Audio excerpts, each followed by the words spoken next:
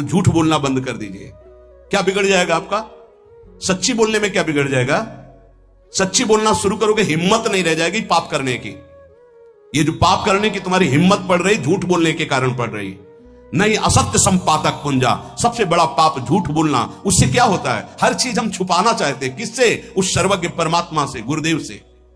नहीं, झूठ नहीं। नाम इसीलिए नहीं चल पा रहा। थोड़ी दिन नाम चलाएंगे छूट जाएगा, क्योंकि आप झूठ बोलते हैं, पापाचरण करते हैं।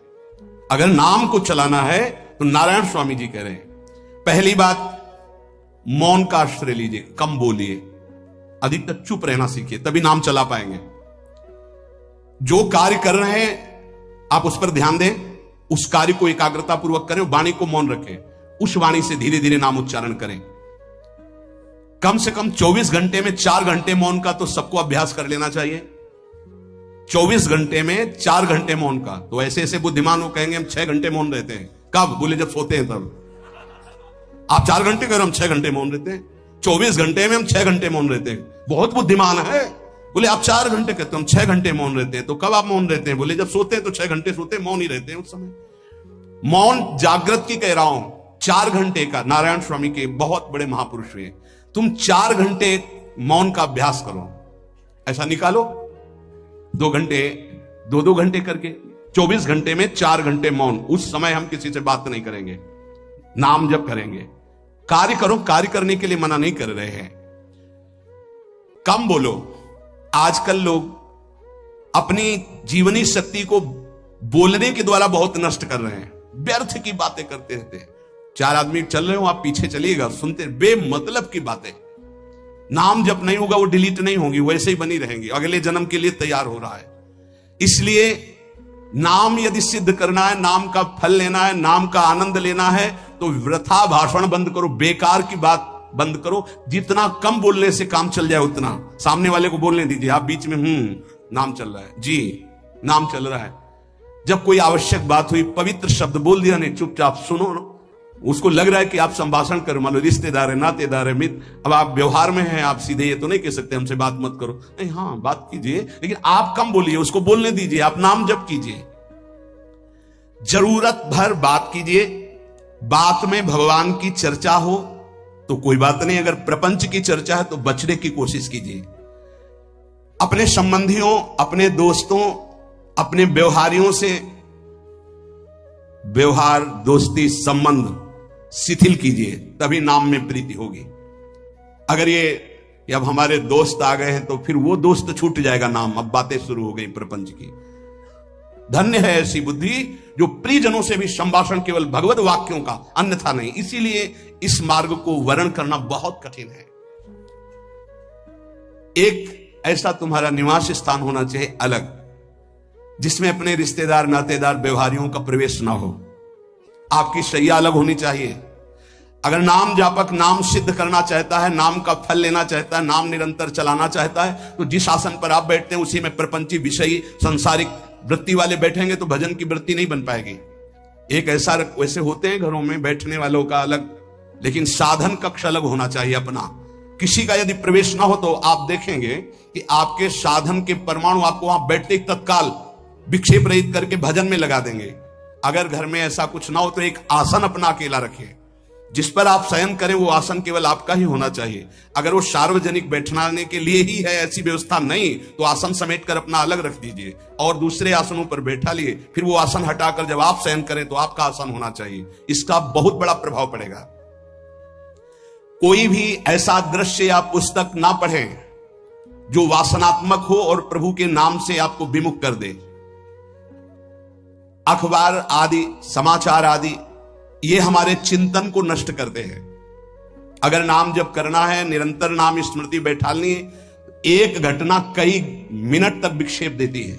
ऐसा हुआ, कैसे लोग हैं। अब उसमें तो समाचार ही हो रहे हैं, सैकड़ों बातें हो रही, पेपर है तो सैकड़ों बातें लिखी हैं, क्या क्या। अब वो सब दिमाग में भर गई।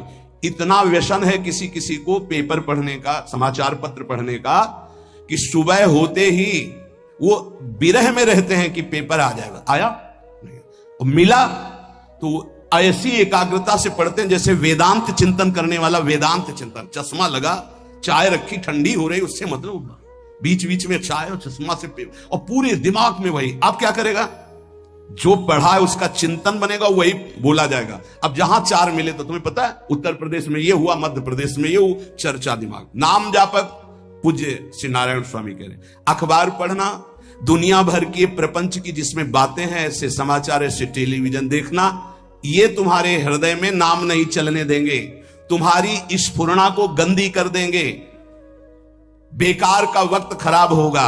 इसलिए अगर आपको पढ़ना ही है तो धार्मिक ग्रंथों को पढ़िए, अपने इष्ट संबंधी ग्रंथों को पढ़िए नाम जपने के लिए। किसी को कभी वचन न दें। पांचवा, बहुत बहुत पॉइंट की बात करें, यदि आपने किसी को वचन दे दिया और पूरा नहीं किया तो भजन का फल वहां जाएगा, ध्यान रखना। यही हमसे सब त्रुटियां होती रहती है अपने लोगों से।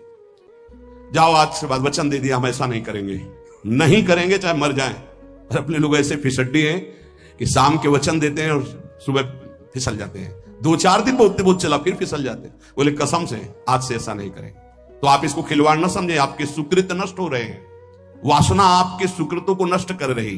दूसरा, जैसे आपने किसी से कहा कि मैं शाम के 5 बजे आ जाऊंगा, तो 5 बजने में 5 मिनट कम होने पर आपको पहुंच जाना चाहिए, 5 मिनट ओवर होने पर नहीं, उसके पहले ही आपको। यह संतों के जीवन में देखा गया है। समय का बहुत बड़ा जीवन में अस्तित्व है। अगर आप किसी को समय दें, फिर उसमें प्रमाद स्थिति नहीं होनी चाहिए। 5 मिनट पहले पहुंचिए। समय दिया है किसी को तो 5 मिनट पहले उसको इंतजार ना करना पड़े। रात को सोते समय नाम जापक उपासक विचार करें, मेरा नाम किन किन कार्यों में छूटा, मेरे से कौन कौन सा पाप हुआ, मैंने कौन सी आज गलती की जो नहीं करना चाहिए, और उसे डायरी में नोट करें। नारायण स्वामी कह रहे दूसरे दिन सावधानी पूर्वक वो गलतियां ना होने पावे जो हमने आज की। जब उपासक सत्य बोलना स्वीकार करता है तो उसके हृदय में डर जागृत हो जाता है। ध्यान रखना, डर ये माया के द्वारा प्रेरित है। अगर व्यापार में सत्य बोलेंगे तो पैसा अधिक नहीं आएगा, अगर हम सत्य बोल दिए तो डांट लगेगी, अगर हम सत्य बोल दिए तो सब लोग जान जाएंगे मैं ऐसा गंदा हूं। सच्ची मानिए, सत्य बोलने का नियम ले लीजिए, आप निष्पाप हो जाएंगे, आप महात्मा बन जाएंगे अंदर से, कोई भी पापाचरण आपके जीवन में नहीं रह जाएगा। भगवान का नाम सत्य है, उस नाम को चलाने के लिए झूठ बोलने वाला नाम को कैसे चला सकता है। सत्य बोलने से यदि तुम्हारा नुकसान हो रहा है तो तुम सह जाइएगा। नारायण स्वामी कह रहे उससे बड़ा लाभ आपको श्री भगवान प्रदान करेंगे। आप सत्य बोलिए। आजकल भगवान पर विश्वास नहीं, इसलिए झूठ पर विश्वास है। कलयुग की ऐसी प्रेरणा है कि सब झूठ बोलने लगे हैं, कोई डरता ही नहीं झूठ बोलने में। पूरा का पूरा, जैसे नहीं कहते कुछ तो सत्य होगा, ऐसे ऐसे महानुभाव हैं कि 100% झूठ बोल जाते हैं, 100%। धन्य है मोबाइल जो झूठ बुलाने में बहुत प्रवीण है, बहुत प्रवीण है। अरे भाई हम नहीं मिल सकते, आज हमारा मन नहीं है, खत्म खेल हो गया, सत्य बात है, नहीं मिल सकते आपसे, मत उठाओ फोन। अगर तुम्हें झूठे ही बोलना है तो फोन क्यों उठाओ, नहीं बोलेंगे, नहीं उठाएंगे तो समझ जाएगा कि उनकी रुचि नहीं। ये झूठ क्यों बोलना, सत्य बोलो।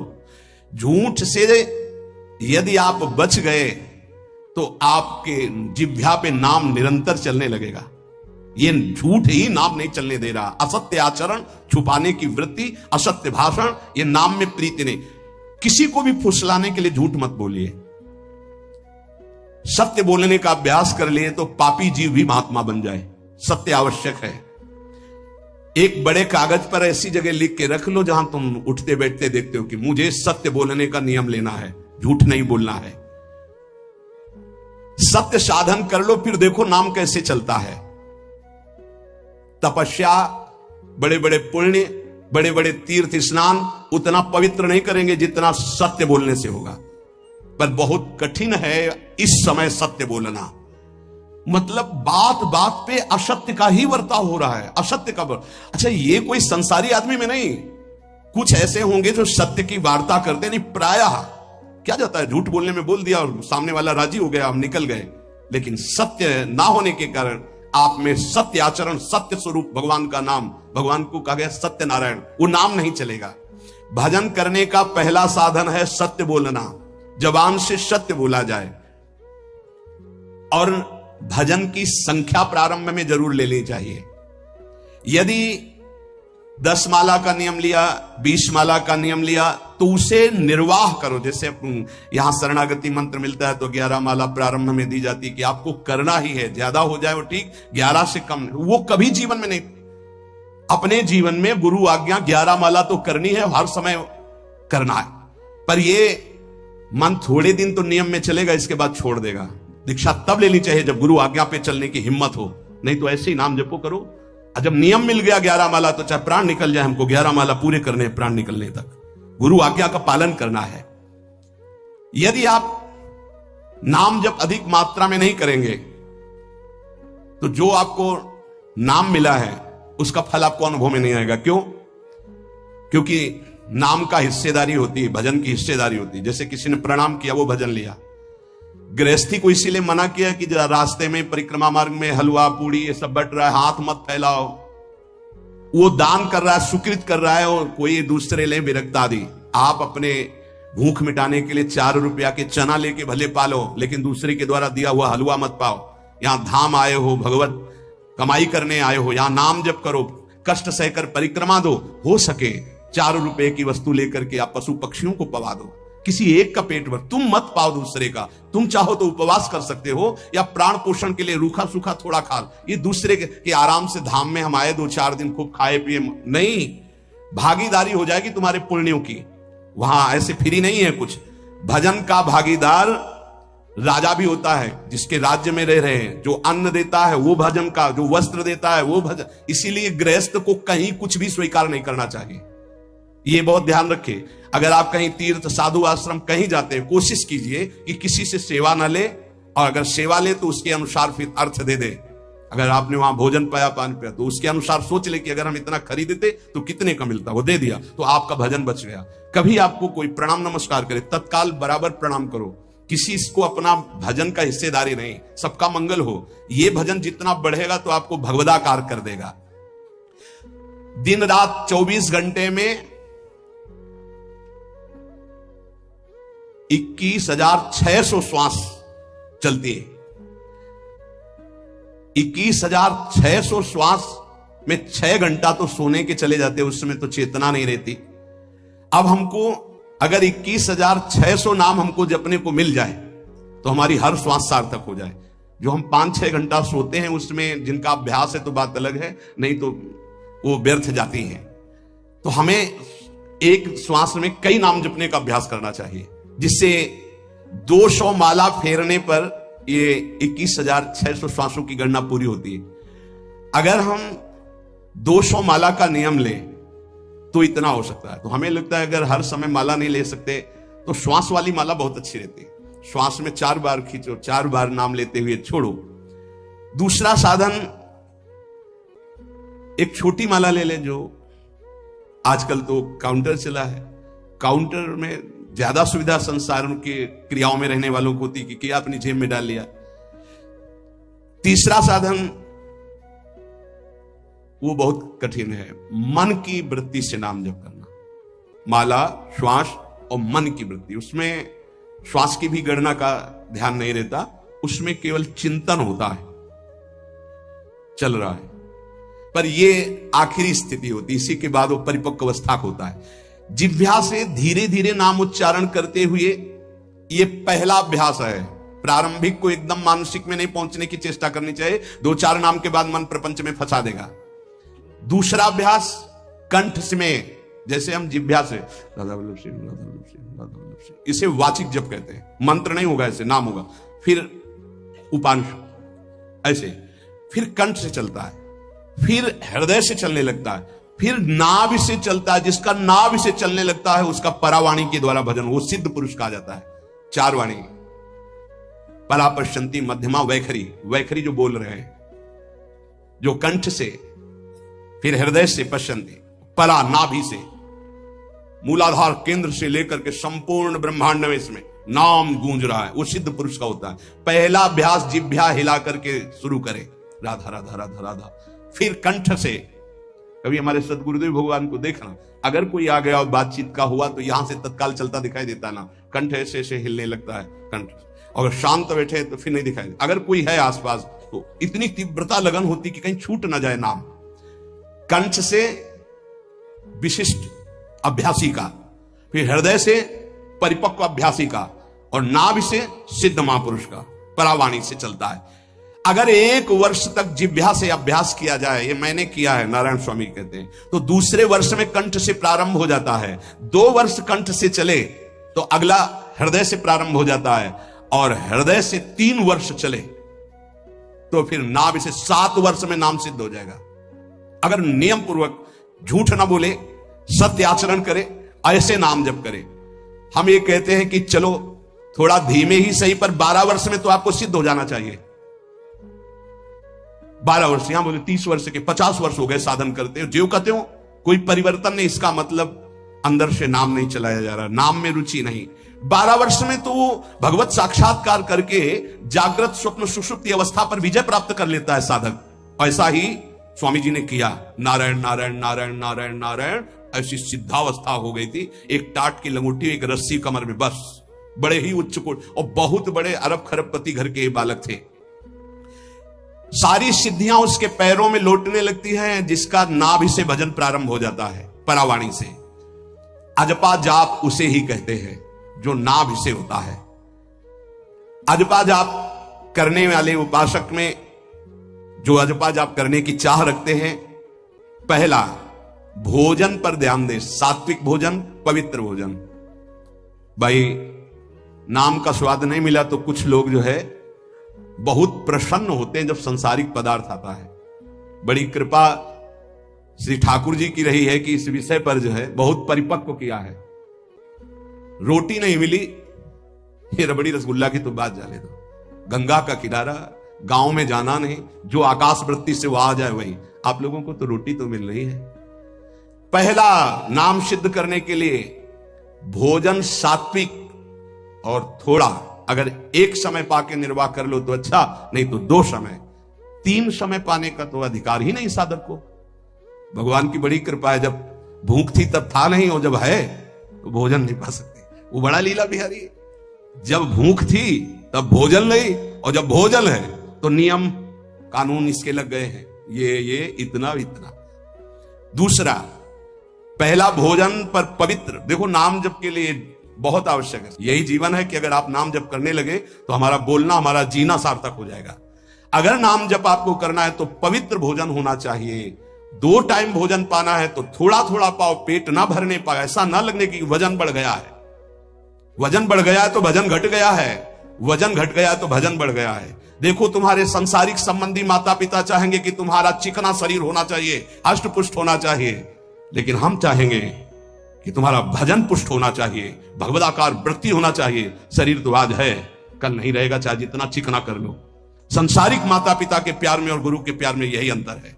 वो आपके स्वरूप को पुष्ट करेगा तो शरीर तो अपने आप, मन प्रसन्न है तो वो स्वस्थ है, अस्वस्थ होने पर भी स्वस्थ है। अगर शरीर स्वस्थ है और काम वासना है, नाना प्रकार की चिंताएं, ये थोड़ी माता पिता दूर कर पाएंगे। वो तो तपस्या और साधना से ही दूर होती है, ध्यान रख लीजिए। अधिक भोजन पाना, शरीर को बहुत पुष्ट बलवान कर लेना, तो हर इंद्रियों को भोग देना पड़ेगा आपको। वो कोई तपस्वी होता है, जो तपस्वी होता है वो संयमी होता है, जो संयमी होता है उसके चर्बी नहीं होती, ध्यान रखना। युक्ताहार विहार से प्राण पोषण के लिए केवल शरीर में अन्न जाए तब नाम में प्रीति होगी। खाते खाते अनेकों जन्म व्यतीत हो गए, वर्षों व्यतीत हो गए, अरे अब तो भजन कर लो, कहां तक खाओगे? ये नरक कुंड है, डाला बिष्ठा बन गया। नींद, एक नियम बना लो कि इतना ही सोना है। पता नहीं सोने में कौन सा सुख, नींद में केवल एक बात का सुख होता है, आपका संसार का चिंतन नहीं होता, तो आप जो शांत रहते हैं वो सुख होता है, लेकिन वो तमोगुणी सुख है। अगर आप जागृत में संसार का चिंतन न होने दें और भगवत चिंतन कर रहे हैं तो आप महापुरुष हो जाएंगे। सो के जीवन क्यों बर्बाद करते हैं? एक टाइम रखिए सोने का, बस। ये कोई तुम्हारा सुख नहीं है, ये तमोगुणी सुख है। निद्रा आलस्य प्रमादोत्तम तत्तामस मुदाहृतम। तो एक बात समझ लो, यद तज्ञे विस्मि परिणामे अमृतोपमम। जिसमें विष जैसा शुरुआत में लगता है उसका परिणाम अमृत होता है, और जिसकी शुरुआत अमृत जैसी लगती है उसका परिणाम विष होता है। प्रातःकालीन उठ करके सत्संग में आना विष जैसा लगता है, लेकिन उठ के आ रहे हो तो इसका फल अमृत होगा। ब्रह्म मुहूर्त में सो रहे हैं, जीवन बर्बाद कर रहे हैं, अरे ब्रह्म मुहूर्त में उठिए, स्नान कीजिए और सच्चिदानंद भगवान में चित्त को जोड़िए। ये विष जैसा लगता है, परिणाम अमृत जैसा होता है। तीसरा, 24 घंटे में 1 घंटे का तो एकांतवास करना सीख ही लो, चाहे गृहस्थ हो चाहे कोई भी हो। 1 घंटे हमसे कोई बात नहीं करेगा, अपने दरवाजा बंद, थोड़ा 1 घंटे कोई ऐसा समय निकालो जिसमें चित्त को केवल श्री कृष्ण से जोड़ो, प्रियाजू से जोड़ सको। चौथा, विरक्त साधक, तकिया, गद्दा, ये सब चीजें अगर लगा के सोओगे तो नाम जप नहीं होगा। देखो, हितधाम में कुशासन हो, एक ईंट कुशासन के नीचे, सर्दी में ओढ़ने के जो हमारे कंबल थे वो आटे का बोरा बलराम जी ला के दे थे। जीवन को यदि आप कसौटी पे नहीं कसेंगे तो भजन नहीं होने वाला। अब तो शरीर रोग से ग्रसित है, आप चाहे जहां रखो, चाहे जैसे रखो, प्रियाजू जाने। जब तक हमें भगवदाकार वृत्ति ना हो जाए तब तक विषयों को स्वीकार नहीं। ऐसे हैं साधक, बड़ा सुख मिलता है। एक ऐसे पड़ा हुआ है आसन, उनके कमरे में जाके देखिए, केवल आसन ही है। कितने ऐसे साधक राधा किलकुंज में रहते हैं जिनकी चटाई केवल है, न तकिया है, न गद्दा है, न कोई। उसी चटाई को ऐसे खड़ा कर दिया, बिछा लिया, बस उसी में पड़े, भोजन मिला, पा लिया, ऐसे रह रहे हैं। कमरे में देखो जाके तो ऐसा लगेगा कि इसमें कोई रहता ही नहीं, कुछ है ही नहीं, केवल चटाई है। तकिया गद्दा विशेष विलासिता की वस्तुएं तो नाम जप नहीं होने वाला, ध्यान रखना। जहां पड़े आराम से नींद आ जाएगी, सो जाएंगे, और जब तो नींद उतनी आएगी जितनी आवश्यकता है। भजन का खजाना तिजोरी में रखें, कभी किसी से बताएं नहीं कि आपका भजन कितने माला कितना होता है। पूज्य नारायण स्वामी जी कह रहे हैं, भजन को खजाने में रखने का मतलब है लूटने वाले डाकू माया भेजती है, काम क्रोध लोभ मोह मद मत्सर आदि, और प्रिय गृहस्थ भगत आदि। कैसे प्रिय गृहस्थ? स्वामी जी अब ये सब आप ही कहा है, बहुत बीमार है, आप देखना, ठीक है, दूसरे की दुख निवृत्ति करना संत का स्वभाव होता है, पर हम जिस मार्ग के पथिक है, हमारा कर्तव्य है, हमारे पास हमारे प्रभु के सिवा कोई नहीं, हमारा जो कुछ है वो प्रभु है। ए भैया, जैसा श्री जी चाहेंगे वही सब मंगल करेंगे, ये शब्द होना चाहिए, उससे उसका भी मंगल होगा, आपकी भक्ति पुष्ट होगी। कभी भी जो गृहस्थ में भजन करता है, किसी भी तरह का किसी से भी कोई प्रतिग्रह ना ले, नहीं ले लो, इल्लो ही बढ़िया रख लो, नहीं महाराज, हमारा ये मार्किन का गमछा ही काफी है हमारे लिए, नहीं नहीं नहीं, ये प्रसाद पाल, हाँ इतना किनका दे दीजिए, भगवत प्रसाद है, ये हमारे लिए पर्याप्त। गृहस्थी में अगर आप भजन करते हैं तो अपने भजन को बचाने के लिए किसी से भी दान पुण्य, किसी का भी बट रहा है वो स्वीकार न करें, किसी से प्रणाम नमस्कार, किसी से अपनी सुविधा सेवा स्वीकार न करें। और जो विरक्त है उसको ध्यान रखना चाहिए कि हमारा जीवन केवल जगत मंगल के लिए विश्वेश्वर भगवान को समर्पित जीवन है, ना हम किसी को शाप दे सकते हैं, ना किसी को वरदान दे सकते हैं। सेवक स्वामी की इच्छा को देखता है, ऐसा ऐसा, हाँ पर प्रियाजू की जैसी इच्छा होगी वैसा नहीं, आप ऐसा नहीं, प्रियाजू का बस जबान से कभी ना किसी के प्रति शाप का, और ना हरिराम व्यास जी ने कहा है कि शाप और वरदान हमारे स्वामी की, तो हमें हर बार में यही बोलना है, जैसी प्रियाजू की इच्छा, जैसी श्यामाजू की इच्छा नहीं। आप कुछ कह दीजिए तो राधा राधा राधा नहीं, कैसे मंगल होगा, आशीर्वाद दीजिए राधा राधा राधा, बहुत संभाल के। महात्माओं को इस बात में सावधान रखना चाहिए कि ये माया ममता का रूप धारण करके तुम्हारी तिजोरी को खाली कर देगी। खजाना लूटने के लिए माया बहुत अनुभवी महापुरुष है, सेवक के रूप में आती है, खास सेवक बनकर। आज तक जहां दगा हुआ है तो खास से हुआ है। जब वृक्ष कटने लगे तो आपस में बात की, भाई ऐसा कौन आ गया जो हमें काट सकता है? बोले हमारा कोई मिल गया। तो कुल्हाड़ में जो बेंट है ना, बोले मिल गया कोई हमारा। खास बन करके आती है माया, सेवक सेविका रूप लेके। बहुत अनुभव की बात महापुरुषों की, मान लीजिए विरक्त जनों के लिए खास बात है। सेवक सेविका रूप रख करके माया आएगी। इसके बाद अगर आपने स्वीकार किया, फिर तुम